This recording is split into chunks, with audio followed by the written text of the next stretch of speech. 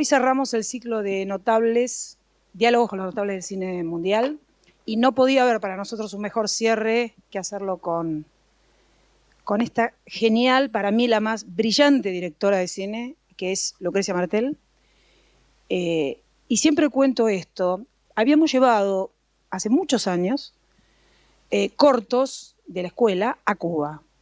Dentro de esos cortos estaba el corto de aquí, de la señora, y recuerdo que cuando lo vieron en Cuba, me decían, ¿por qué tanta insistencia con ese corto y con Lucrecia Martel? Y yo decía, recuerden siempre este nombre y este apellido, porque es genial, porque cuenta historias de una manera diferente, porque uno se siente parte de esa historia y porque ella va a ser el cine argentino. Hoy, esta mujer con cabeza nos va a seguir dando mucha genialidad y nos va a dar esta charla magistral, la cual le agradecemos y les pido un fortísimo aplauso para ella. Gracias. Para mí es un gran honor venir a visitar la escuela. Yo nunca estuve en este edificio cursando porque en la época en que estaba en la escuela estaba en la calle Salta.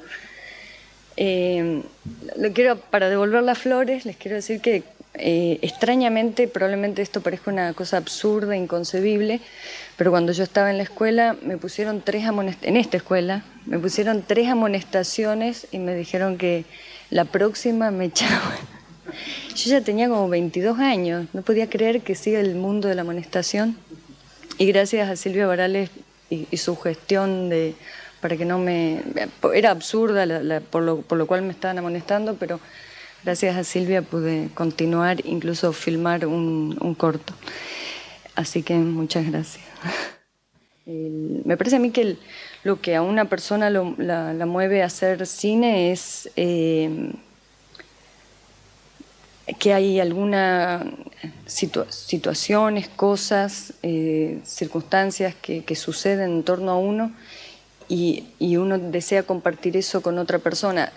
Desea compartir lo que uno ve, siente y percibe de eso que te rodea con los otros. Si bien lo que uno puede imaginar como inmediato espectador, o yo, es mi familia, la gente que conozco de Salta, mis amigos de Buenos Aires, el deseo más profundo es que ojalá que la vea todo el mundo, y aparte ojalá que pueda saber qué le pareció a todo el mundo, lo cual es, por supuesto, un imposible, ¿no? Segunda pregunta. ¿Cómo llevas a cabo la elección de los actores principales? ¿El guión está escrito para ellos o los buscas en base al perfil del personaje? No, mejor nunca escribir un guión para un actor, porque después cuando uno nunca sabe cuándo va a filmar, y si resulta que ese actor está ocupado, es una gran dificultad después cambiar en la cabeza de uno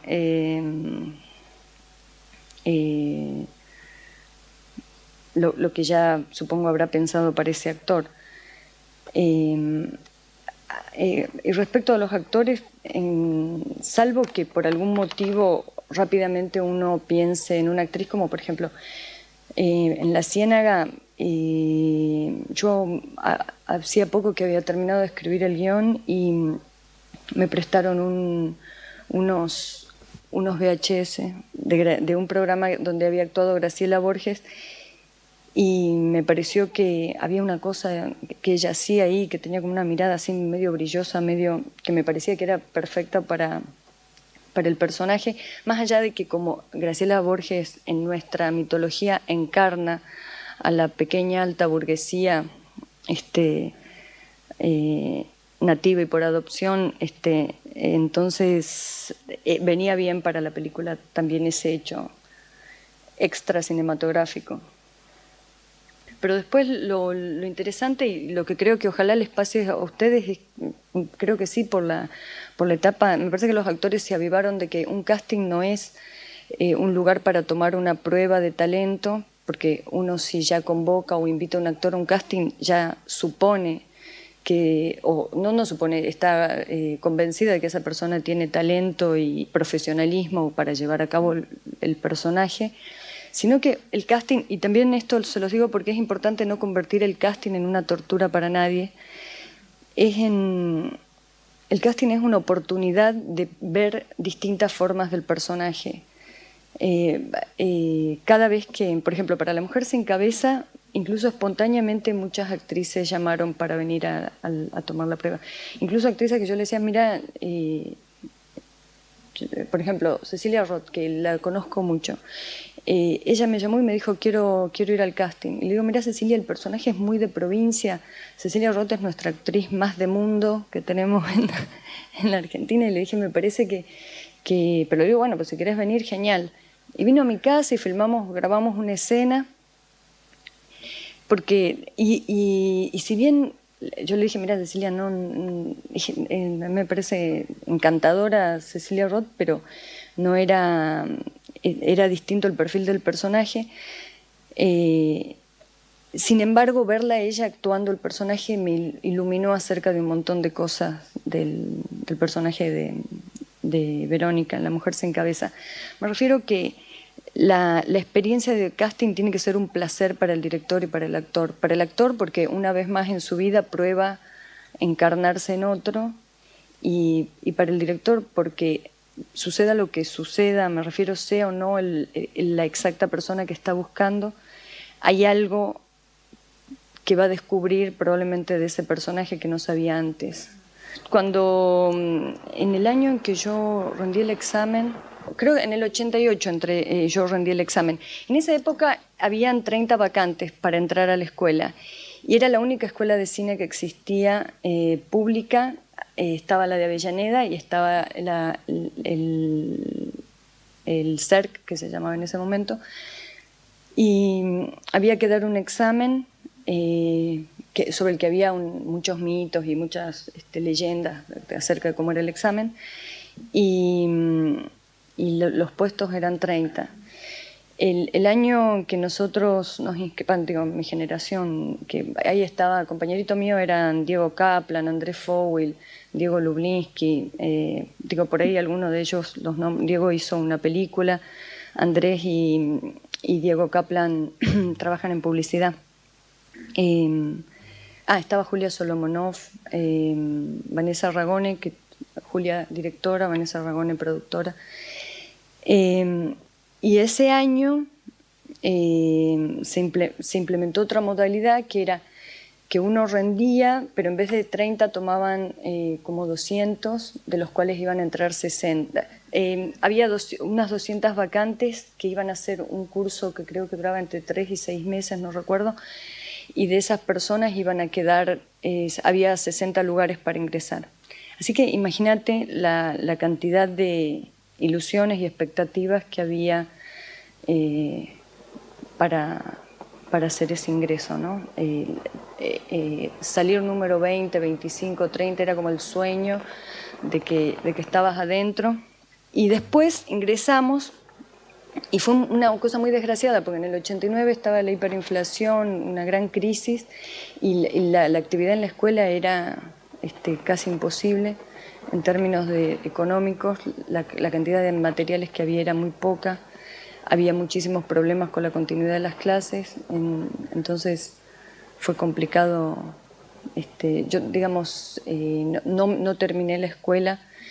Cuando hice el corto Rey Muerto, ahí de alguna manera demostré alguna habilidad y la escuela decidió hacerme egresar, pero como institución no estaba funcionando bien por todas esas cuestiones de aquella época, ¿no?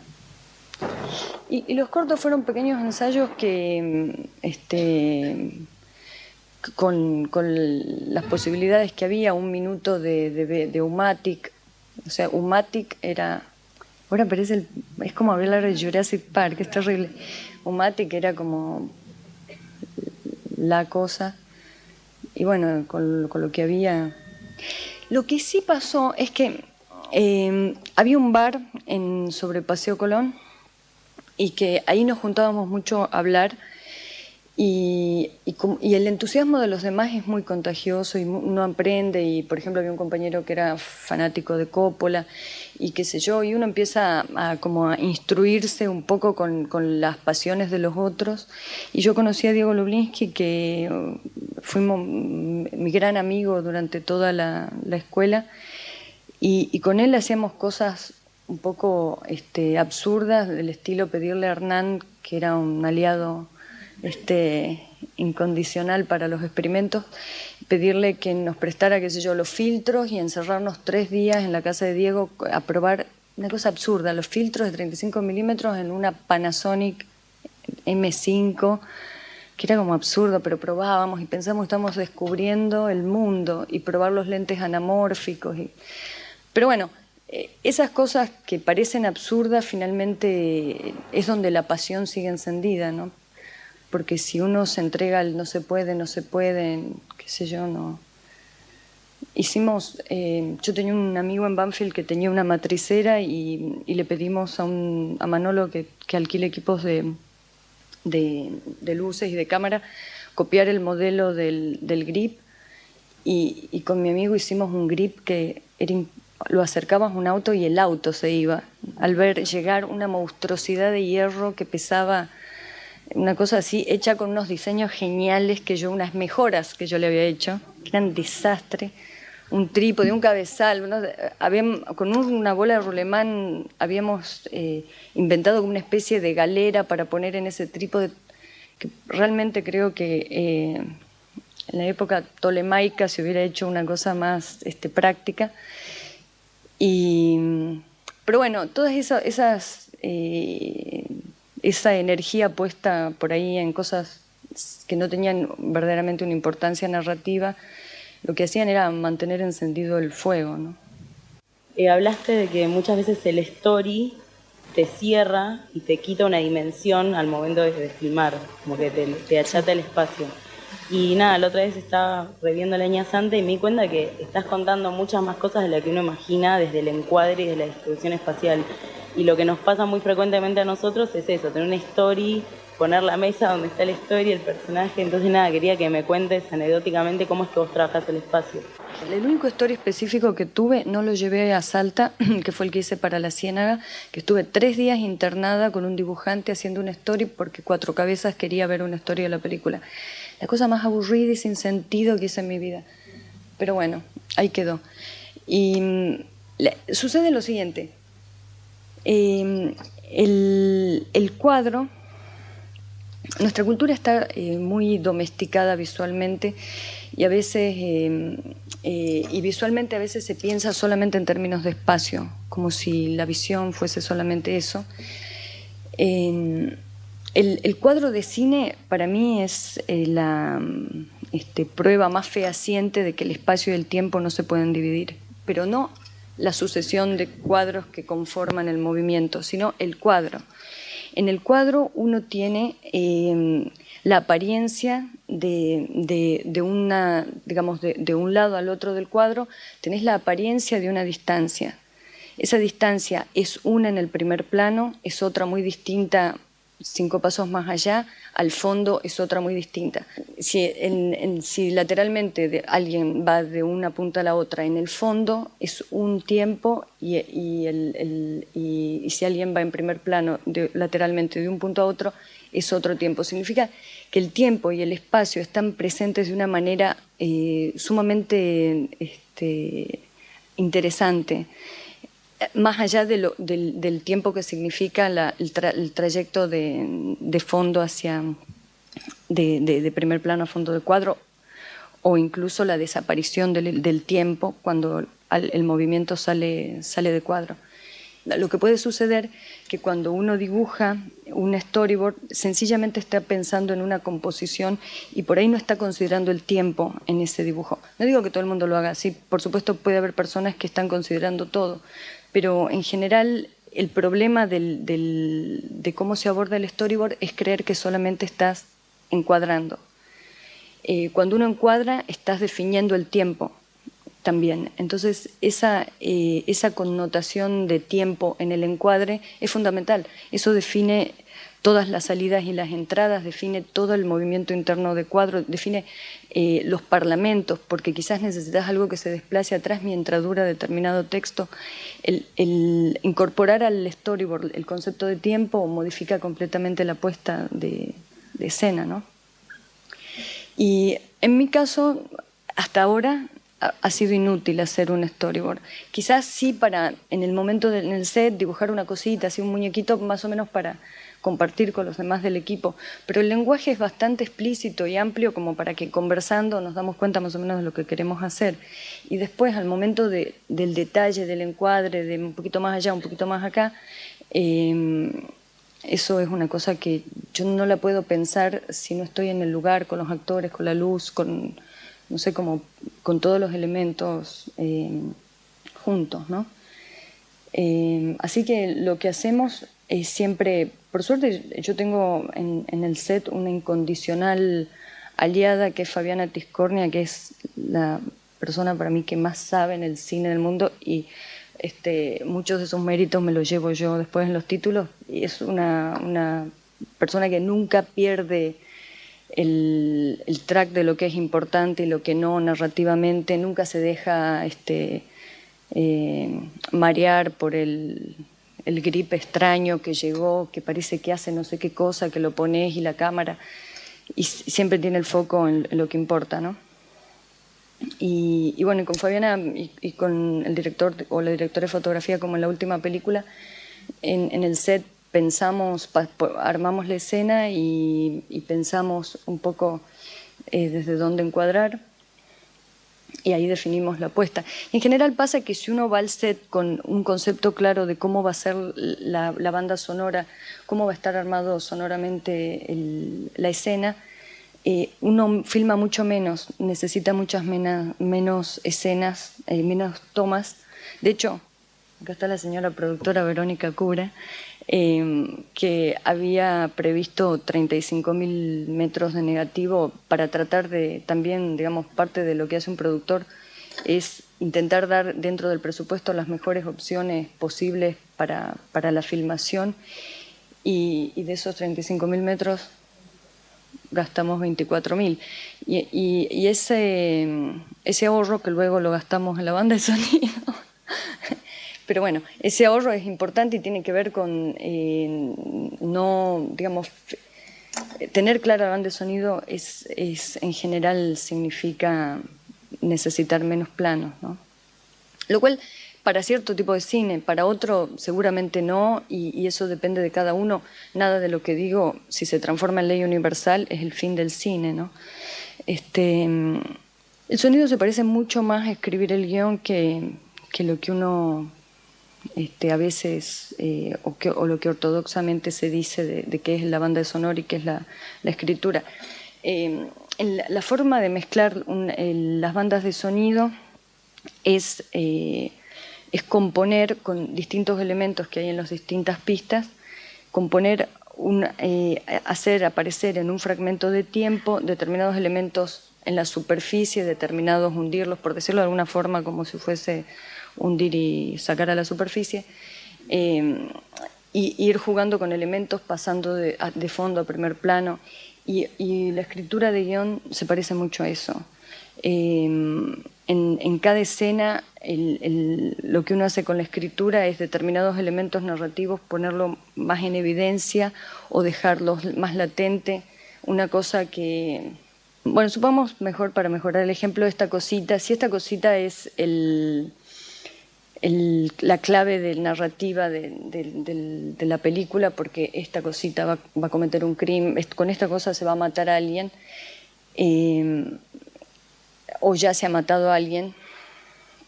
La presencia de esto está en un montón de cosas, está en estos brillitos que los puedo ver más de lejos y voy a vislumbrar el brillito, está en este objeto completamente en foco y en primer plano donde lo distingo perfectamente, está en un fragmento casi incomprensible y un poco fuera de cuadro, está en el sonido que si ya lo escuché una vez, la próxima vez que lo vuelva a escuchar, obviamente el objeto vuelve a estar presente en la mente de uno.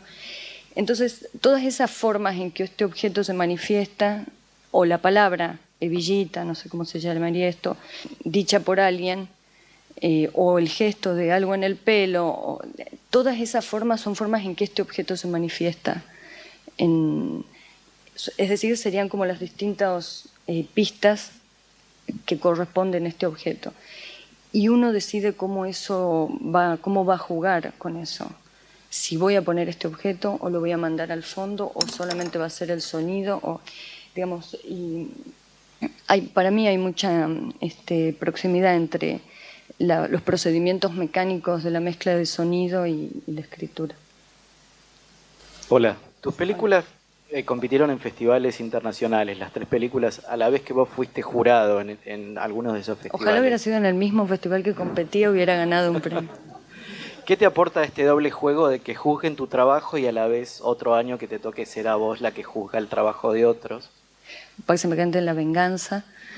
No, mira, y más que nada que comprendés cómo es la cosa, lo que antes sospechabas lo confirmás. En un festival demuestra cuál es su opinión sobre el cine en lo que elige. Un jurado demuestra lo que opina del cine en lo que premia.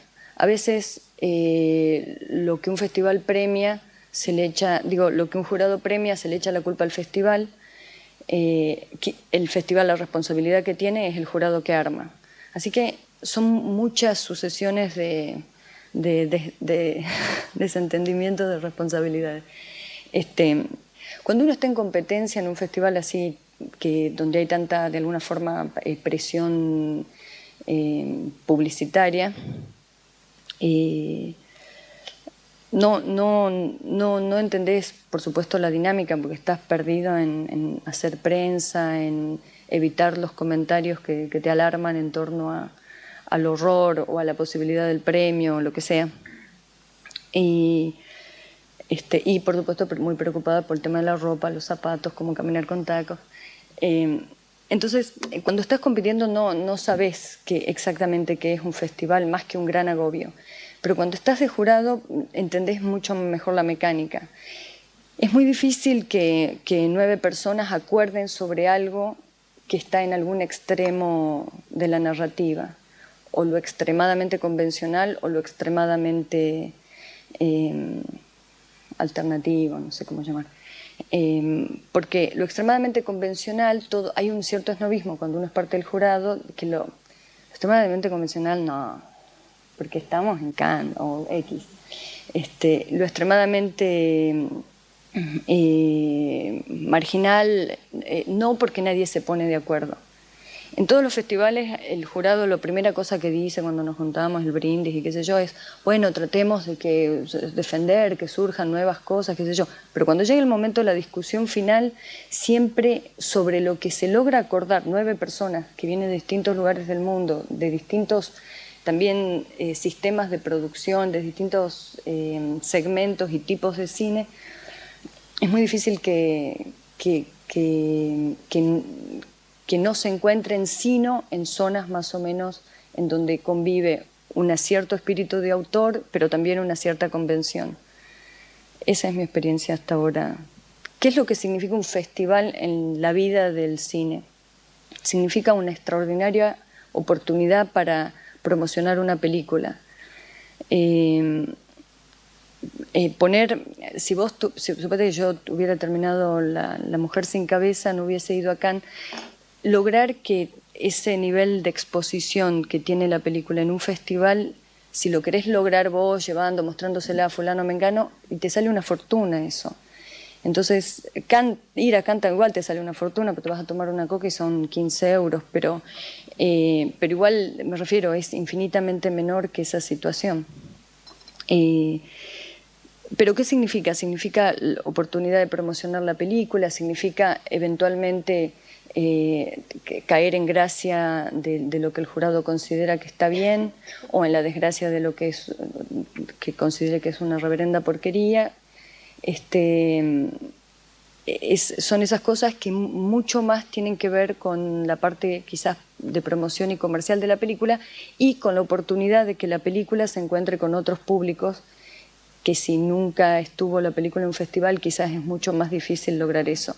Porque en Cannes, por estar en competencia, quizás te la compra algún país pequeño y la película logra estar con un público que nunca de otra forma se hubiera podido encontrar. Pero en términos de la vida de un director, de su compromiso con lo que quiere contar, en términos de la historia del cine, ¿quién se acuerda cuando ve una película que te gusta si ganó o no ganó en Berlín, en Cannes, en Venecia? Es un dato irrelevante para la historia, es un dato importante para el mercado, que es siempre el presente. Te quería preguntar principalmente vos, ¿cuán involucrada estás en lo que es toda la postproducción de tanto imagen y principalmente sonido? Yo voy todos los días y te digo, es agotador. A veces, no sé si es una forma de hacer cine como para andar recomendando, porque es agotadora. Porque uno termina de editar, que editar siempre es un momento de bastante tensión, viste, ahí ya está, lo que hiciste, lo hiciste. Entonces es un momento de bastante tensión y presión sobre todo para el productor, por supuesto, porque dice, uy, Dios mío, ¿qué voy a hacer con esto? Y para uno, porque encima sabés que te falta todo lo otro. Pero, entonces, cuando terminó el rodaje, estás bastante cansada, sigue la edición y al cansancio se agrega el estrés, y cuando llega, en mi caso, el momento de la postproducción de sonido, es como ir de nuevo al rodaje. Vos decís, ya no tengo energía para esto. Por suerte, si tenés compañeros de trabajo con los que podés compartir eso, se sobrelleva, ¿no? Pero físicamente es agotador, porque en esta película, por ejemplo, cuando no usas música, es tantas las posibilidades sonoras que tiene una escena, que juntar los elementos que necesitas o descartar los que no vas a usar, es mucho trabajo. Pero bueno, no sé, a mí me gusta eso y lo haces. Es muy agotador, pero para mí tiene su sentido, ¿no? Y después, respecto de la imagen, me involucro, pero la verdad me preocupa menos. Voy a la dosificación, pero en general uno confía en el director de fotografía con el que está y confías en sus decisiones y esa persona que, por otro lado, si tuviste una buena relación, te invita a ver las cosas y a que opines y qué sé yo. Entonces es un proceso más o menos sencillo. Lo que resulta, digamos, las instancias donde se renueva la etapa de, por decirlo, composición o creación, son siempre más agotadoras. Y para mí la etapa de la banda sonora es como una etapa de renovación de las posibilidades de composición. ¿Cómo trabajás los diálogos en la última película? ¿Fue doblaje, directo? Muchas cosas son sonidos solos, es decir, sonidos tomados en el rodaje, pero que están sin sincro, porque eran personajes o que estaban de espalda o que estaban en off. Con Guido siempre hacemos mucho sonido solo porque sabemos que ya más o menos como el espíritu de organización de la cosa. Hay doblajes también porque a veces las cosas se complican y no podés grabarlas el día del... Por ejemplo, la escena del principio, cuando hay muchos personajes, es muy difícil en el horario de rodaje, sobre todo si dependes un poco del sol, de la nube, del agua, de esto y del otro, es muy difícil no tener que considerar la posibilidad de que algo de esas cosas las vas a tener que doblar o hacer sonidos solos mucho después de que la película ha sido hecha. A mí me parece que con el mundo del doblaje no hay que tener tanto miedo en tanto uno invente herramientas como para cómo llevarlo a cabo y en tanto uno tenga un mezclador que sepa cómo acustizar ese doblaje. Un gran problema que hay en nuestro país es que no hay tradición de doblaje. Entonces no hay salas pensadas como para poder hacer un buen doblaje. Una sala que para hacer un buen doblaje necesitas que sea una sala grande. En una cabina donde un locutor graba el texto para una promoción no se puede doblar una película. Una sala para grabar un actor es una sala como esto, donde hay un micrófono, el actor está ahí y hay una posibilidad sonora que en un cuartucho así tiene una cantidad de graves que después esa voz anda a mezclarla. Y por muchos plugins de Pro Tools no hay forma. Después con el mezclador que yo mezclé la cine y mezclé esta última película, que es Emmanuel Crozet, él tiene además, como ya unas cosas muy exquisiteces, tiene un aparato con el cual el sonido, la señal que es digital, que sale del Pro Tool, la vuelve analógica y con eso no sé qué otra cosa logra, que a él le gusta mucho y a mí también, pero sinceramente no sé bien qué es. Pero digo, algunas herramientas esas seguramente te ayudan a mejorar la textura sonora de un doblaje. Y la otra posibilidad, me parece, porque no siempre doblar filmar una película con sonido directo requiere de mucha pericia por supuesto, del sonidista, requiere de mucha disposición del director y de la producción a que esa película va a ser con sonido directo, sino un sonidista que está debajo de una cama con una caña o con ¿cómo se llama?, un corbatero, porque en cualquier otro lugar da sombra, no puede tomar el sonido. Entonces, si no hay una posición muy clara del director y de la producción a cuál es el lugar del sonido en la película, el sonido directo es imposible. Si te encantó para filmar Avenida de Mayo y Uruguay, creo que no sé, Rivadavia, ponele Uruguay, bueno, después, ¿cómo vas a hacer el sonido ahí? No sé. La otra posibilidad es, si por condiciones de producción se te complicó el sonido directo y toda la película tenés que tomar otra decisión o grandes partes, es definir estéticamente una forma de usar al doblaje para que estéticamente tenga una función, digamos, que responda a un concepto, algo, digamos, que no sea una desgracia, sino una búsqueda. Sí. Y en ese sentido, me parece a mí que si el camino es ese, hay que pensar muchas cosas más y en lo posible anticipar.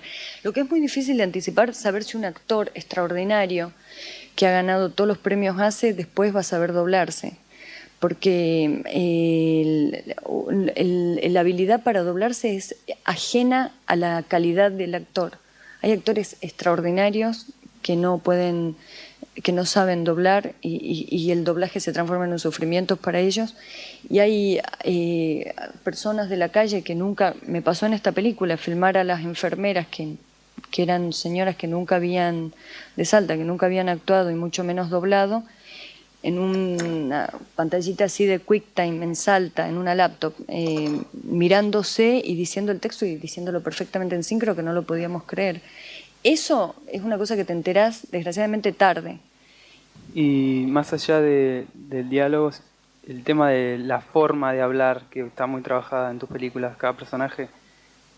Eso quizás es la... ¿Trabajás mucho en el guión, en el rodaje, en el doblaje? ¿Y respetás los diálogos que escribís a rajatabla o en el rodaje ahí? Perdón. Los diálogos los respeto porque viste como lo que hace un rato decía de que para mí la escritura de guiones son una sucesión de elementos que los vas mezclando en el espacio del frame, esos elementos aparecen y desaparecen. Eso significa que la película es un gran artificio, una gran cosa armada, con un criterio que puede o no gustarle a la persona que lo vea, está balanceado de una forma que yo consideré que me parece óptima para la película.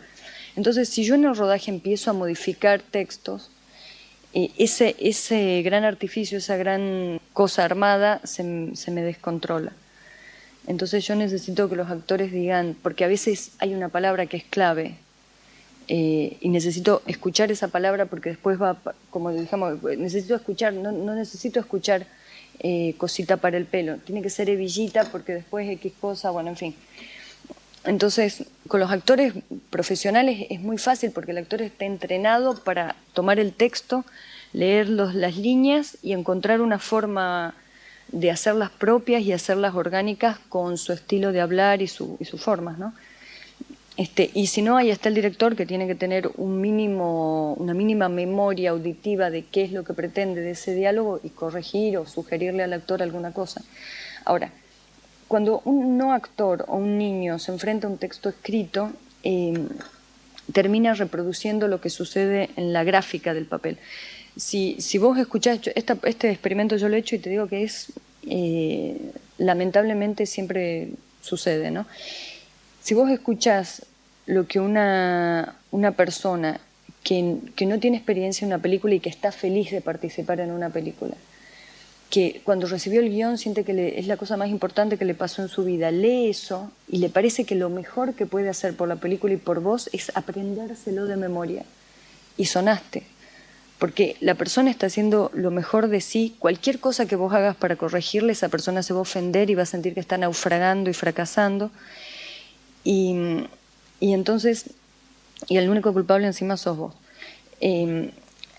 Porque cuando una persona hace eso, aprende un texto, reproduce las pautas gráficas. No reproduce ni siquiera cómo piensa que lo diría, reproduce lo que ve. Entonces, hasta los espacios, las comas, la simetría del texto gráficamente lo escuchás sonoramente. Mira, y para hacer la prueba inversa, si vos agarrás un fragmento de una conversación y le pedís a alguien que lo desgrabe y decirle, desgrabalo de una forma tal que yo pueda entender el ritmo con el que esto ha sido dicho. Es tanto los signos que va a tener que inventar, porque los 3 puntos, los entre paréntesis, líneas superpuestas, nada de eso te va a servir. Digo, no va a alcanzar a transmitir gráficamente la complejidad que tiene ese sonido. Entonces, lo que yo recomiendo es que cuando uno trabaja con no actores o niños, decirle uno el texto. Decírselo, bueno, suponiendo que uno más o menos va a poder interpretar el texto que ha escrito, ¿no? O le pedís que se lo diga a alguien que te parece que tiene el ritmo y el tono, pero no darle a una persona que está tratando de hacer lo mejor por vos, porque va a naufragar.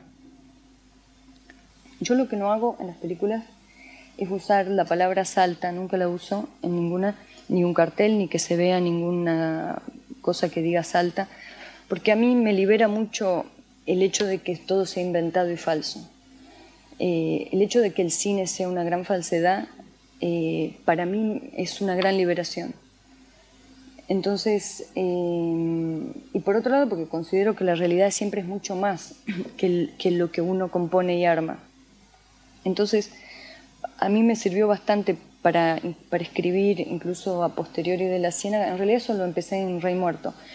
En Rey Muerto, un pueblo que no existe, y la vez que pintamos ese cartel de Vialidad Nacional, que ellos lo pintaron y nos lo dieron, yo me di cuenta que fue como si me hubiesen desamarrado, una enorme liberación de que era un pueblo que no existía y entonces yo podía hacer cualquier cosa porque no existía, no tenía que tener fidelidad con la realidad.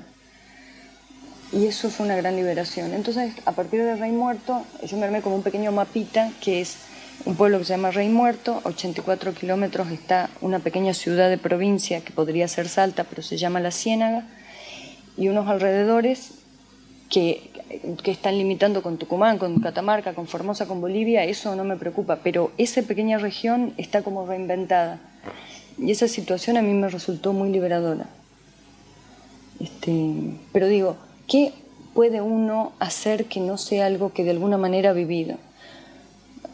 No digo que, bueno, ¿cómo hacen los que escriben? ¿Cómo escribir la película de una muerte? Uno no ha experimentado cómo es estar muerto, pero ha experimentado cómo es estar bastante enfermo y ha experimentado cómo se mueren otros. Me parece que hay películas que cuando naufragan, o uno cuando hace sus primeros intentos de escritura, pone hechos, porque en general pone hechos bastante relevantes, porque le parece que la vida de uno es un aburrimiento, y en general lo es. Entonces pone hechos bastante relevantes y qué sé yo, y unos revólveres que nunca en su vida tiró, unos revólveres y unas balas, unos disparos. Y por ahí hay cosas que decís, che, ese revólver no pesa nada, y te das cuenta. El actor lo lleva por aquí, por allá, dispara sin que se le mueva la mano, digamos, un montón de cosas que te das cuenta que fallan en la cosa vivida. Eso puede ser una decisión estética, pero para que sea una decisión estética, el director tiene que ser consciente que no sabe cómo funciona un revólver verdadero y decide que va a funcionar de esa manera. Y entonces habrá muchas otras cosas en su película que van a funcionar de otra manera. Yo creo que todo se puede hacer. El asunto es que todo junto forme un sistema. Lo que quería, justamente pensaba mientras hablaba en esto que decís, que todo forma parte de un sistema. Lo que a mí me pasó cuando vi La mujer sin cabeza es que sentí que la puesta en escena estaba pensada desde el guión en relación al personaje. Toda la parte desenfocada, digamos, la pérdida de la conciencia de ella, de lo que está pasando, de lo que le está pasando a su alrededor, ¿no? La idea que había desde el guión era que toda la película no era una subjetiva de ella, y por eso no iba a haber ninguna toma subjetiva. En general a mí me enferman las tomas subjetivas por alguna pequeña estupidez que no sé qué será, pero yo trato que nunca haya, el personaje mira y se lo ve a él. Entonces, porque esas tomas así me molestan. Prefiero que siempre haya una referencia, digamos, prefiero siempre ser otra persona que mira lo que está sucediendo y no tratar de ponerme en el lugar del actor. Quizás alguna vez suceda que sea útil eso para la película y cambie esto. Hasta ahora no me ha resultado. No me ha resultado útil. Entonces, toda la película tenía que ser no lo que ella ve o mira o escucha, sino lo que sucede en su cabeza, completamente. Que su cabeza tenía que ser la película. Eso definió como algunas cosas, algunos usos un poco irreales del tiempo, algunas cuestiones que son medio percibibles en la película. Pero en general, más allá de ese concepto que en sí era una gran subjetividad, digamos, toda la película era como un gran artificio que estaba ahí bullendo en su cabeza. A mí, para poner exactamente la cámara en qué punto dentro del set, me sirve mucho pensar que es una persona de 10 años, una chica o un chico de 10 años. Por parte de la cámara, por su forma, más o menos podría ser una persona de 10 años. Y siempre ponerla en un lugar donde yo me animaría a poner en el set a un chico de 10, 9 años. O sea, no la pondría arriba de una grúa, no la pondría en el capot del lado de afuera de un auto, no lo pondría... lo puse colgando del lado de afuera de la puerta, pero la sensación es de que esa mirada está dentro del auto. Eso a mí me permite descartar un montón de cosas y todo el tiempo saber dónde estoy. Me resulta mucho más fácil encuadrar la película si hay algo como una relación más material con la cámara. Y hasta ahora me sirve bien, incluso para definir la altura de cámara, para saber con qué se distrae, con qué no, qué mira, para yo misma en la forma de encuadrar evitar ciertos prejuicios morales inevitables por ser una persona adulta. Y entonces, y eso me sirve mucho. El foco, el movimiento, el tiempo, son muchas cosas que en la escritura son muy visibles, y entonces de alguna forma cuando escribís alguna imagen te vas haciendo, pero nunca demasiado nítida. Siempre hay algo que para mí se revela en la primera semana de rodaje. Eso me di cuenta en La Ciénaga y fue así en las otras dos películas. Hay algo que no sé de la película y que la primera semana de rodaje lo entiendo. Es súper riesgoso, porque ¿qué pasaría si uno al final de la primera semana te das cuenta que toda esa semana no iba por ahí? No sé, ojalá que si me llega a pasar haya presupuesto para retomar esa semana, pero sucede eso, que en la primera semana me empiezo a dar cuenta de por dónde va la cosa. Digamos, cuando la haces realmente, Claro. cuando la pones en la imagen. Te digo concretamente, digamos, la cosa visual de la película sucede, la definición así más precisa sucede ahí.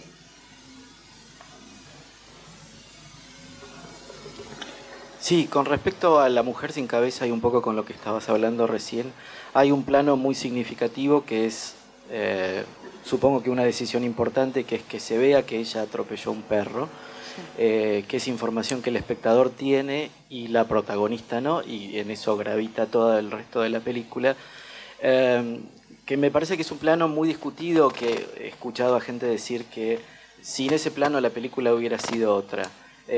¿Cómo fue la decisión ¿Hubiera ganado la Palma de Oro? No, más allá de eso. ¿Sabes que yo escuché eso porque me lo han dicho en la cara? Pero, ¿sabes qué creo? Que es que para mí no se han puesto a pensar, porque yo obviamente ese plano lo filmé por si acaso lo necesitaba, porque lo que yo quería hacer, lo que queríamos con Bárbara, con la directora de fotografía, era hacer una sola toma todo el accidente y no salirnos de esa posición.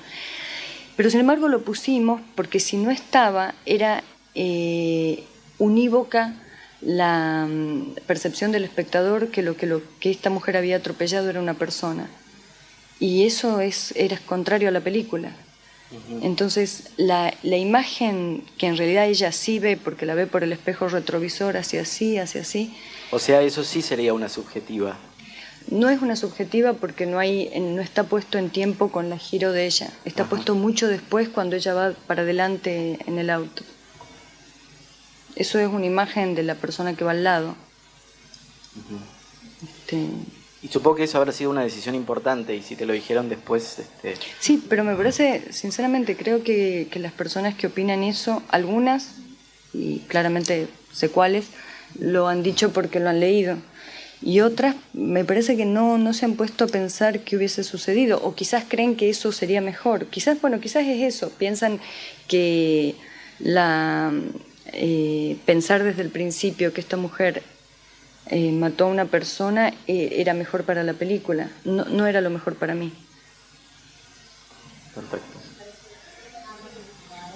Pues es que es raro, porque mira, cuando yo tenía como 15 o 16 años se estrenó Camila.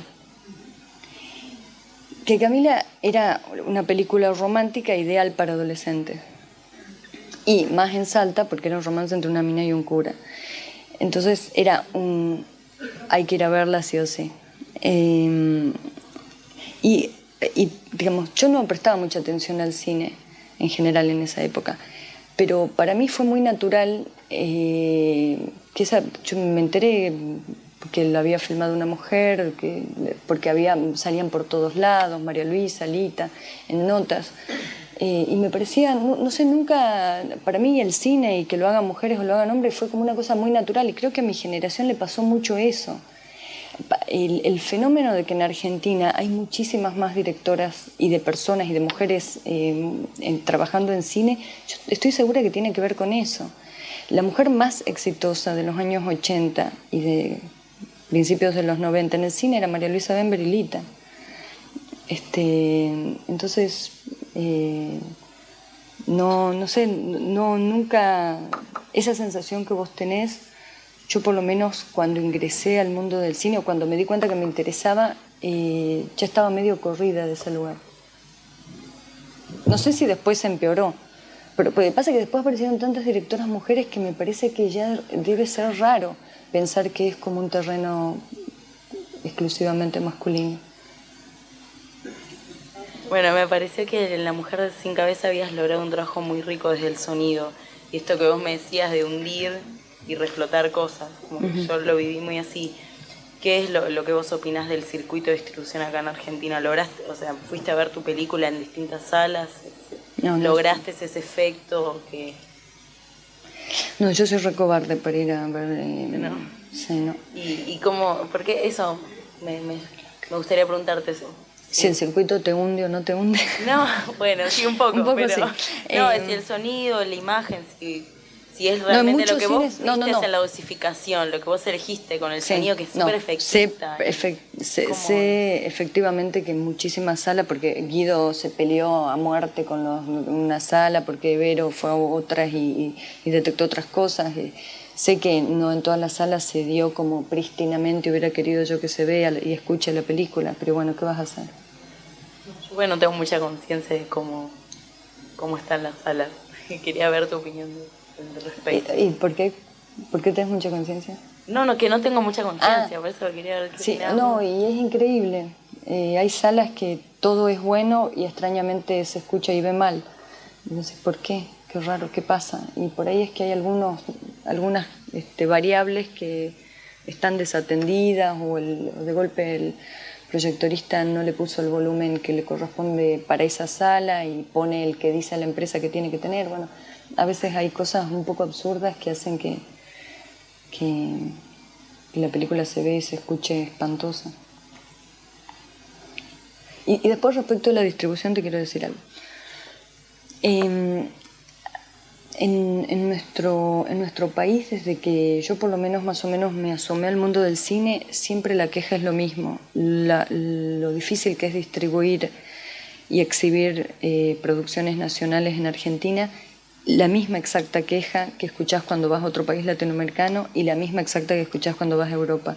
El único país que no se queja es Estados Unidos.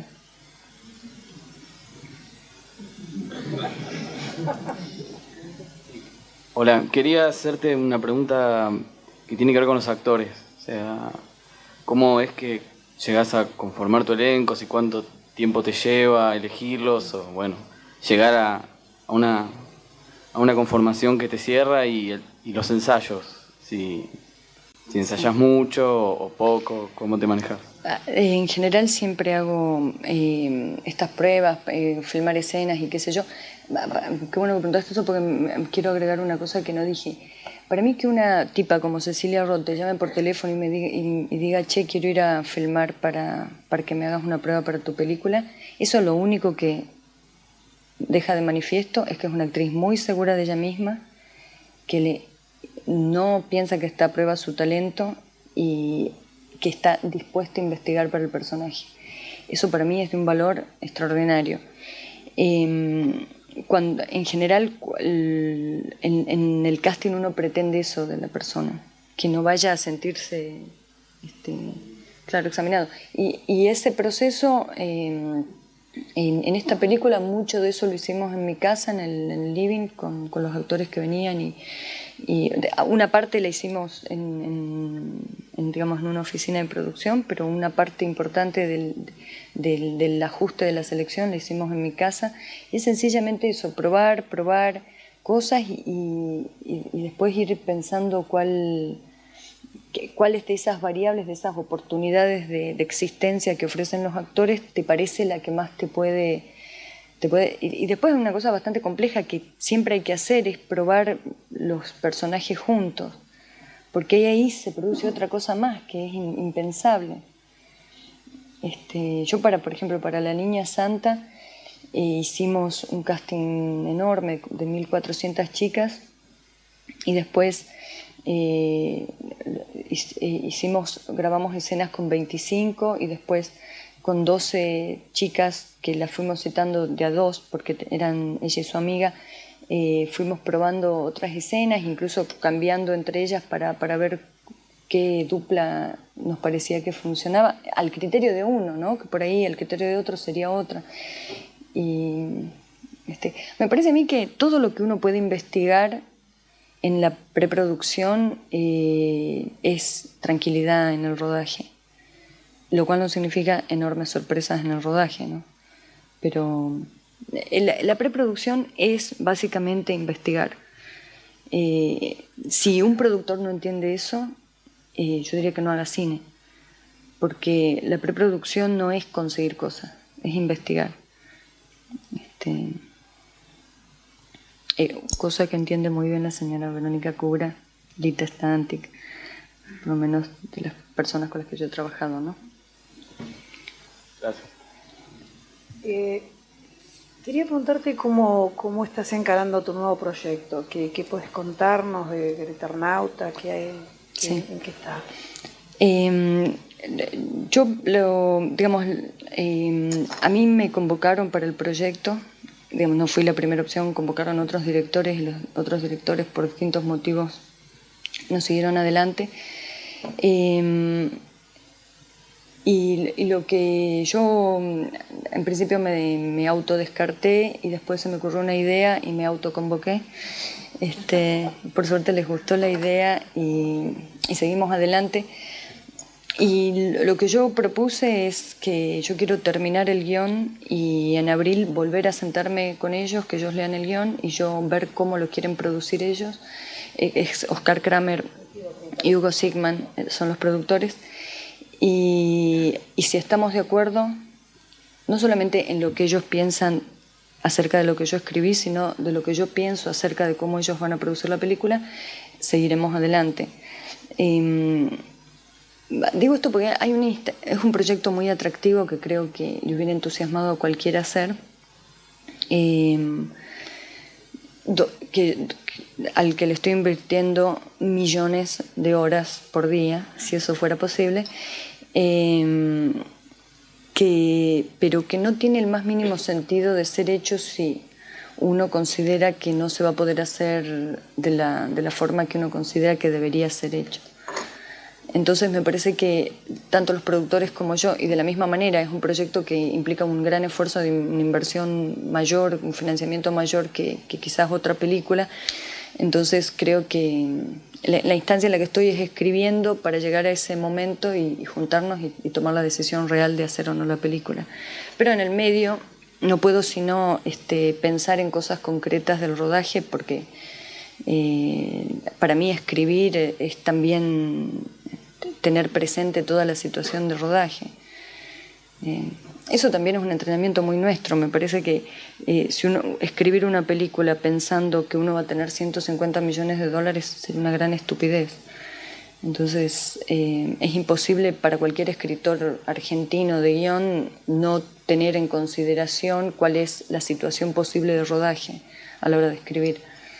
Así que estoy en eso, y también paralelamente, y dado que en las películas anteriores no tuve mucha práctica con el mundo de los efectos, estoy investigando, entrevistándome con toda la gente que hace eso acá, y incluso ahora en San Francisco fui a algunas casas de postproducción que se dedican a este mundo, y como para ir interiorizándome y también definiendo yo qué de todo lo que hay disponible es lo que me interesa, ¿no? Y lo que se puede pagar. Lucrecia, te quería preguntar cómo vas conformando tu equipo, cómo diste con Fabiana, con Guido. Fabiana le tuve que suplicar que trabaje conmigo en La Ciénaga. No quería. Y después me enteré que ella creía que yo era mala. Entonces, no sé de dónde sacó eso. No, creo que no sé, no era mito. Así que le supliqué, me arrastré por el piso para que estuviera en la película. Ella en ese momento hacía mucho que no trabajaba en cine y estaba trabajando en televisión de productora ejecutiva de un ciclo que filmaba Doria. Y entonces, con Lita le insistimos y qué sé yo.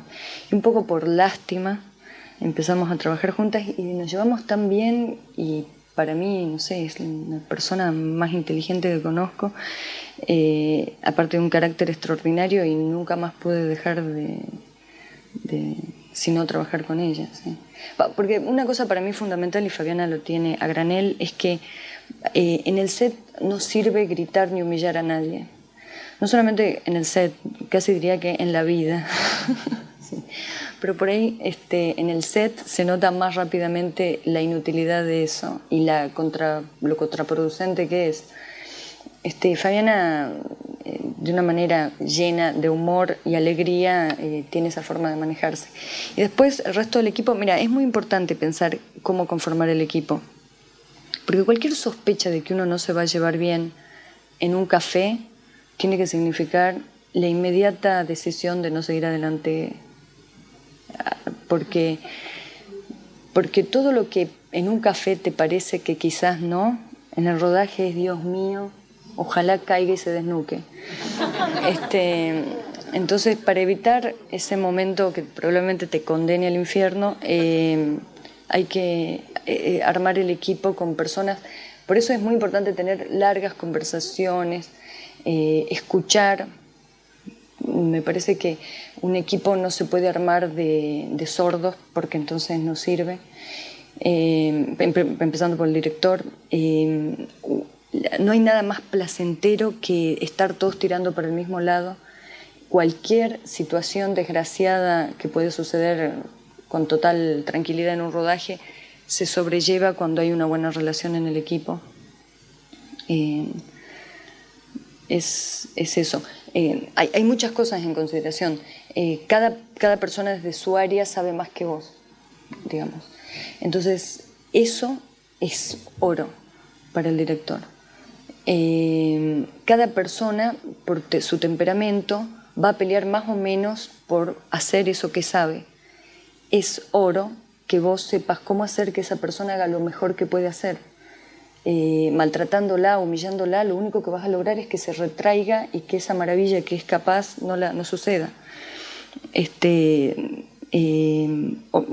Solamente por nombrar, no porque esté acá presente, pero por nombrar una situación habitual en el mundo de los directores es creer que la producción es la administración económica del proyecto. Esa convicción no va a ser más que hacer colapsar la carrera del director. El productor es el primer aliado que tiene que comprender, tiene que leer el guión, uno tiene que escuchar qué dice del guión, ver si lo comprende y no pretender, no creer en la fantasía de que un productor que no entendió un pepino de lo que uno pretende hacer, después va a ser un aliado en el rodaje. Porque el productor va a decir, che, esto no es lo que yo leí. Si no hay una instancia de intercambio creativo, si no hay una instancia del productor de control creativo sobre esto que parece, ay no, pero ¿cómo? Si no hay una instancia, si vos no tenés esa persona, en este caso Verónica, si no estaba mirando Olita cuando en las otras películas, si no están mirando los dailies, las filmaciones diarias en Cinecolor, si no están mirando ellos y percibiendo cosas que vos no has visto, digamos, si no tenés ese aliado, estás listo. Entonces el productor es el primero que tiene que entender la película perfectamente.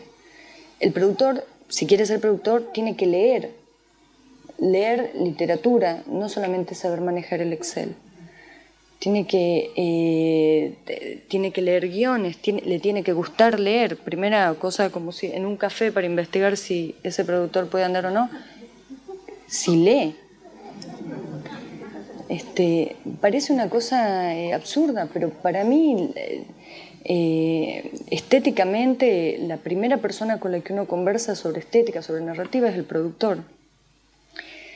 Sí, así que digamos el sonido es otro tema. Si vos querés tener un buen sonido, no lo estés echando cada vez que hay una sombra, porque entonces esa persona no puede hacer su trabajo. Es notable cómo eso pasa en el rodaje. Llega la cámara que sale $200.000 y digo, ay, bueno, la cámara. Es todo así un poco de transpiración. Y llega el sonidista con el mamarracho ese, con el peludo. Che, correte. Estás entrando. Bueno, así no se puede armar un rodaje. Claro. O bueno. De lo mismo el director de arte. El director de arte no es una persona para que me decore la casa. No es una persona, che, tráeme un cuadro, che, poneme esto, che, hacen. Es la primera persona, si uno ha elegido bien, con la que discute el espacio en la totalidad que significa el espacio en el cine. Uno discute del espacio, discute la cualidad sonora de los lugares. Otra cosa, yo las reuniones con el director de arte las hago con el sonidista, porque por ahí hay muchos elementos que el director de arte puede tener como opción y que prefiero uno que me permite una cualidad sonora en la escena. Ejemplo, si puedo poner una heladera un poco más vieja, porque eso de alguna forma me habilita a tener un sonido más presente de la heladera, porque el motor es más viejo y va a funcionar, digamos, tratemos de pensar que es algo más o menos importante en la escena. Y bueno, prefiero la heladera vieja si hay dos modelos, uno más viejo y otro más nuevo. Si quiero que los vidrios tengan un temblor, y no elijas una ventana de esas que hay en todos los countries que la sellás y afuera puede estar la nieve radiactiva y no te va a pasar nada. Entonces son como cosas, elecciones. Si la casa está alfombrada y vos lo que necesitas es una película de tensión donde los pasos, y bueno, alfombrada, problema. Entonces, para mí las discusiones, considerar cabalmente al equipo es el primer acierto como director, como realizador, ¿no? Y después un extra psicológico, no sé nada de psicología, pero un extra de liderazgo es lograr que cada uno haga lo que mejor sabe de la mejor manera posible. Porque ahí bulle la divinidad. Una persona que detesto, un director que encima es extraordinario, Naim Karanfil, un director rumano que es lo más repugnante que hay, pero es extraordinario, decía una frase que en una filmación lo que uno tiene que intentar es que esté todo lo que hace falta, pero para hacer la toma lo que uno necesita es que baje Dios. Y es así, y realmente te digo, no por panteísmo de último momento, pero que baje Dios es que estén todos apuntando por el mismo lado. Si las cosas se hacen a contrapelo es una pesadilla.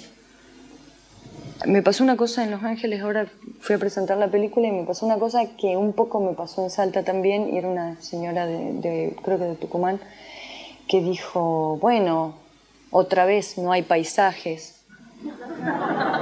Y yo le digo, bueno, señora, hay otras cosas, no hay paisaje, pero hay otras cosas que usted no ve.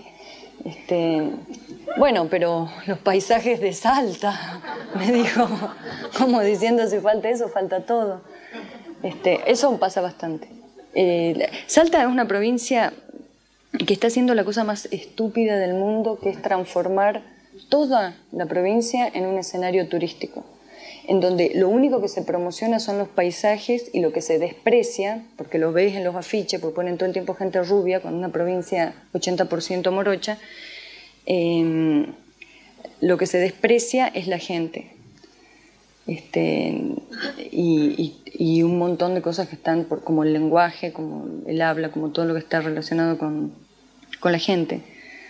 Así que cuando cierto segmento de la sociedad juzga que en las películas no hay una suficiente presencia de paisajes, la verdad me importa un pepino. Y después mucha gente joven que por ahí se entusiasma. ¿Qué pasa con los actores en esos tiempos, ¿no? ¿Cómo te manejas vos con los actores? ¿En los tiempos que qué? En los tiempos entre toma y toma, en que cambian las puestas de luces, o sea, ¿cómo te manejas vos con los actores en el set, en el rodaje? Mira, durante todas las horas de rodaje, ¿no? Te digo que lo más importante, primero, el actor, el actor es ganado, como decía Hitchcock, es una gran estupidez. Hay gente genial que ha dicho grandes imbecilidades que se repiten en las escuelas de cine como si fueran palabras santas. El actor es un ser humano como cualquier otro, con una excepción, que es que está delante de la cámara. Cuando todos estamos atrás en la oscuridad, el tipo está ahí, adelante, poniendo la carita, con todas las luces apuntándole. Para mí eso merece una consideración extra, porque eso es un desgaste extra. Ser observado es un desgaste extra, es una tensión extra. Entonces me parece a mí que esa persona, no porque sea fomentar el divismo, no por... sencillamente esa persona tenés que darle un café, que esté en un lugar cómodo, que esté tranquilo, va a tener que esperar un montón. No hay nada más aburrido que esperar haciendo nada para hacer una toma que capaz que en la que se le ven solamente los pies. Entonces me parece que una consideración con esa persona hay que tener. Y te digo una cosa, si hay algo que creo que nos falta, y yo estoy totalmente a favor, es Star System. Yo creo que el primer buen síntoma de que el cine nuestro se está transformando en una industria sería si hubiese realmente estrellas, si cuidáramos a las estrellas y las transformáramos en estrellas. Y obviamente ser una estrella tiene un costo público tan alto que en un set lo tenés que proteger de alguna manera. Una estrella va a querer un poco más, porque necesita, no sé, protegerse del ataque o del deseo de los demás de estar cerca. A mí cuando filmé, digamos, Graciela Borges y Mercedes Morán, cuando yo filmé La Ciénaga, Mercedes Morán estaba en el momento de mayor popularidad porque acababa de terminar la segunda temporada o primera de Gasoleros, y Graciela Borges es una diva del cine sempiternamente presente en la revista Caras, que está en todas las peluquerías y que por lo tanto conoce todo el mundo, aunque no haya ido a ver sus películas. Entonces, hay veces que uno malinterpreta y piensa en un actor caprichoso o engreído, qué sé yo. Ojo que eso también hay y también hay que cortarlo a tiempo. Pero otra cosa es proteger a una persona que su cara es pública. Entonces eso tiene un precio, eso también uno tiene que tener consideración con eso. Si uno trabaja con actores, y te digo, lo que tendría de bueno un Star System es que el público, un puente entre cualquier narrativa de vanguardia, menos moderna, tradicional, y el público podrían ser los actores. Y eso sería genial que suceda, porque habría muchísimo más cine que tiene dificultades si tuviésemos más estrellas, más rutilantes estrellas que la gente quiera y acompañe.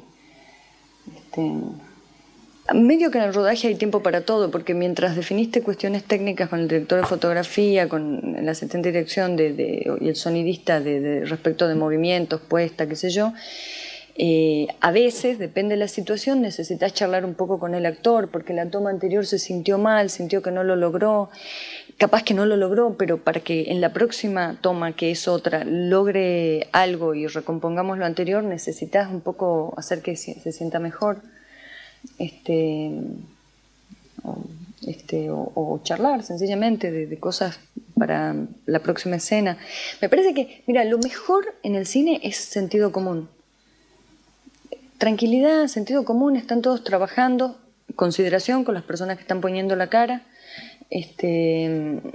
pero sentido común.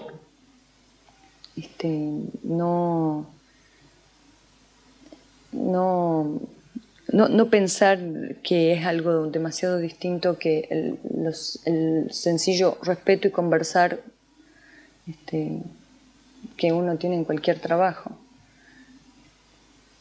Y después, la inseguridad es, en general, voy a decir una frase, voy a tratar de inventar una frase estúpida para que se repita. No, pero la inseguridad en general es la puerta para las cosas nuevas. Si uno no sabe cómo va a filmar una escena, no es una cosa a la que se tiene que avergonzar delante del equipo. Yo todas las veces que voy en la tráfico, lo que nos lleve al set, y Fabita me dice, che, ¿y hoy qué hacemos? Le digo, no tengo idea. Lleguemos, veamos. A veces sí uno tiene idea, pero muchísimas veces no. Uno puede tener cosas armadas, por supuesto, en su cabeza, de quiero esto de sonido, quiero que suene así, así, pero hay un nivel de detalle y de precisión que hay que tener en el set que uno no lo tiene cuando llega.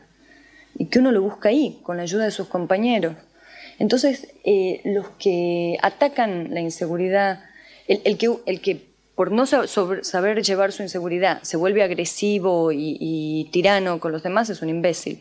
Ahora, los que atacan al inseguro porque consideran que eso es la perdición, también es un gran error. Porque una escena es algo que nunca existió y que, lo peor, no hace falta que exista. Entonces, están ahí para algo que nadie necesita, están muchas veces cobrando por eso y nunca existió. Puede ser cualquier cosa. No hay bien y mal ahí. Entonces, si no se ve eso como la posibilidad de la maravilla, estás listo. Yo quería saber sobre tus guiones, ¿cómo se originan? Si a vos te vienen una imagen, una frase, una idea, un tema, ¿qué te llega primero antes que nada, cuando te pones a escribir? Y si están en esa misma idea, el cierre, si ya sabes cómo termina el asunto. ¿Sabes que es muy desorganizado todo ese proceso que no te sabría decir? Es como una cantidad de cosas. ¿Viste cuando conoces a alguien o conoces de mucho tiempo a alguien y un día te das cuenta que te gusta? ¿Y qué fue exactamente? Cuando se rió, cuando te dijo algo, cuando se fue, cuando vino, cuando te llamó por teléfono. ¿En qué momento te gustó? No sabes, es una cantidad de pequeñas cositas que se habrán ido sumando y un día se juntó todo y sí, es esa persona. Es muy, no sé, yo no... Por supuesto que, por ejemplo, hay anécdotas del diario que siempre mató a hachazos a su familia y luego se cerró la cabeza y bueno, un poco eso te impacta y seguramente si estás en el mundo de los crímenes, algo de eso te va a quedar. Pero no te podría decir con precisión, es como muy mezclado. Ahora sí, en un momento, después de 1 año y medio de muy mezclado, en algún momento empieza a cuajar la cosa. Y entonces ahí uno empieza a como urdir y a tramar y a organizar los elementos, ¿no? Sí, te quería preguntar un poco algo que se relaciona con lo que dijo él de tu proceso de escritura. Si le mostrás a alguien lo que estás escribiendo, si pedís opiniones, si escribís totalmente sola y si alguna vez se te ocurrió escribir algo para que lo dirija otra persona. Yo tengo unos cuantos amigos a los que les muestro lo que escribo, que son más o menos 3 o 4, y después la persona clave para mí es el productor, y Fabiana Tiscornia está entre esos amigos. Después una amiga mía que siempre le muestro lo que escribo y siempre dice, bueno,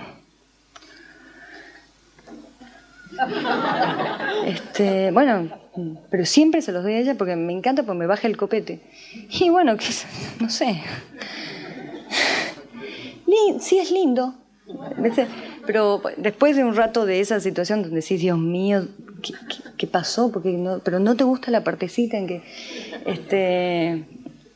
empieza a decir cosas así sumamente brillantes, ¿no? Pero no es fan. Entonces, eso es buenísimo. Eso es muy importante. Si uno más o menos hizo algo que le gustó a alguien y ese alguien se volvió fan de eso, a esa persona no le muestres nunca más nada, porque el aplauso, Dios mío, te lleva por la perdición. Sí, oh, genial. Y es una pavada absoluta y te vas emperifollando y te vas sintiendo así. Dije, no sé cómo se me ocurrió. Y no, yo por suerte los amigos que tengo no son fans, son amigos, y entonces creo que si quisiera encontrar fans tampoco sería tan fácil, pero con estos amigos, uno es Pablo Solars, que es guionista, el guionista de la película de Suar, Fabiana Tiscornia, ¿Alguna vez escribiste algo para que lo dirija otra persona? Me encantaría. Yo traté, algunos directores de publicidad me llamaron cuando yo recién había escrito La Ciénaga, pero no había filmado todavía. Me llamaron había ganado el Sundance, que es el mundo de la publicidad, pesa. Me llamaron para que les escriba su largo y realmente fueron experiencias muy poco fructíferas. Me encantaría escribir para otra persona, pero hay una cosa bastante compleja que para escribir para otra persona necesitas creer que lo que estás haciendo le va a interesar y lo va a motivar como para estar suficientemente entusiasmado como para hacer el enorme esfuerzo de hacer una película. Y eso a veces no es tan fácil de saber.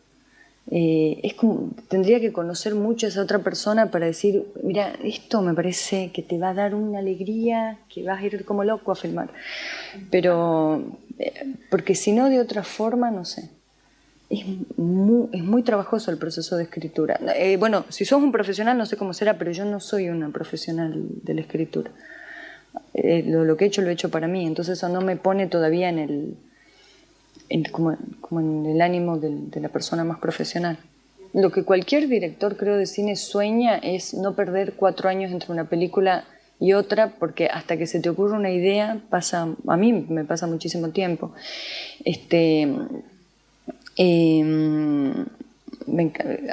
A todo el mundo le encantaría, termina una cosa y tiene 4 guiones geniales, tengo este proyecto. A Walter Salles le pasa, no sé cómo hace, pero terminó una película y tiene 4 proyectos muy importantes que va a hacer. Bueno, no sé, pero no sé, también es que personas más visibles le llegan más cosas, no sé. A mí una vez me llamó Warner Brothers para filmar una película muy interesante. Hablaba, era increíble, parecía Mulholland Drive, la llamada telefónica. Ya lo habían llamado, después me enteré que esa película lo llamaron a Bielinski, a Campanella, también para... El proyecto era terrible. Warner Brothers tiene muchos guiones a perpetuidad, muchas historias que ya ha filmado y tiene los derechos a perpetuidad. Entonces un gran negocio de estas compañías es en hacer remakes de películas que fueron hechas, por ejemplo, en los años 30, que quizás no fueron exitosas, con una idea genial que tiene un ejecutivo para rehacer la película. Y esta película era Border Town, pero no la quiso Jennifer López, pero también podía ser que esté Jennifer López y Antonio Banderas, porque si vamos a contratar un latino, qué mejor que Antonio Banderas y Jennifer López. Y la conversación era la cosa más estúpida que tuve en mi vida. Yo le decía, pero señor, ¿usted conoce lo que yo hice? Bueno, no he visto sus películas, pero he leído los reviews, que es como leí las cosas que salen en el diario. O sea que el tipo me estaba mandando una cosa, no tenía idea quién era yo, no había visto nada, me estaba diciendo ya quién eran los actores. Imagínate la poca ganas que te pueden dar, no porque sean ellos, sino que ya te están diciendo quiénes van a ser y cómo va a ser la cosa. Y el Border Town pasa en Tijuana, la protagonista es Bette Davis y el coprotagónico es Paul Muni, así que imagínate que si eso me enteré después por Google, pero si lo hubiera sabido de inmediato hubiera dicho Border Town, genial. Y la película pasa en Tijuana y la remake tenía que ser en una ciudad con mucho glamour, Miami. ¿Te imaginas lo que podía hacer esa película? No sé, capaz que un tipo muy genial hace una genialidad. Pero a veces los grandes momentos, sacando el momento absurdo Mulholland Drive, no me han acercado seriamente guiones para que los tenga en consideración, ¿no? Tampoco debe ser tan fácil, ¿no? Digamos, lo mismo que yo pienso como guionista le debe pasar a otro, decir, pero ¿y esta lo podrá hacer? ¿Le entusiasmará esto? A veces no tenés tiempo de leer, muchas veces en reuniones así después me dan guiones y a veces no tenés tiempo, así que es un mundo medio raro. ¿Yo? Sí. Te quería preguntar con respecto a la puesta de cámara, que dijiste algo recién, pero quería saber si previamente armás algo o haces una especie de guión técnico o vas directamente... No, eso lo defino en el set. Como te decía, no, es medio difícil para mí saber. Puedo tener como algunas ideas medio abstractas de que, por ejemplo, que ella esté rodeada de personajes que medio la tocan, o como la mujer sin cabeza cuando en un momento la saluda a toda la familia, qué sé yo. Algunas ideas uno puede tener, pero realmente la cosa para mí se define ahí en el set. Bueno, Lucrecia, después de casi 2 horas de escucharte hablar... Están hartos. No, en absoluto seguiríamos mucho más, pero me parece que ya es abusar demasiado. Y la verdad que, bueno, esperamos volver a verte muy pronto y que el proyecto... No importa lo que tarde, pero acá tenés muchos fans, aunque a vos no te gusten. No, me encantan. No sé la verdad que tenés muchos. Y bueno, agradecerte tu presencia por acá, por la ENAR, que es tu casa, y, bueno, muchas te esperamos siempre que vuelvas. Así que bueno, gracias por tu tiempo. Y gracias, Verónica, porque sin la ayuda de Verónica hubiera sido imposible ubicar a Lucrecia Martel. Bah. No, gracias, Vero. Yo quisiera agradecerles a ustedes, a Silvia, que antes de que filmemos la película ya nos había invitado, y decirles que este no es el mejor país del mundo para transitar por la educación pública. Este es un lugar público. Para mí sigue siendo una bendición la heterogeneidad, la capacidad de sortear obstáculos que tiene la gente que se educa en lugares públicos. Nada, felicitarlos por eso, por su perseverancia y muchísima suerte en el futuro. Espero verlos como colegas, que no me quiten el trabajo. Gracias a vos. Gracias.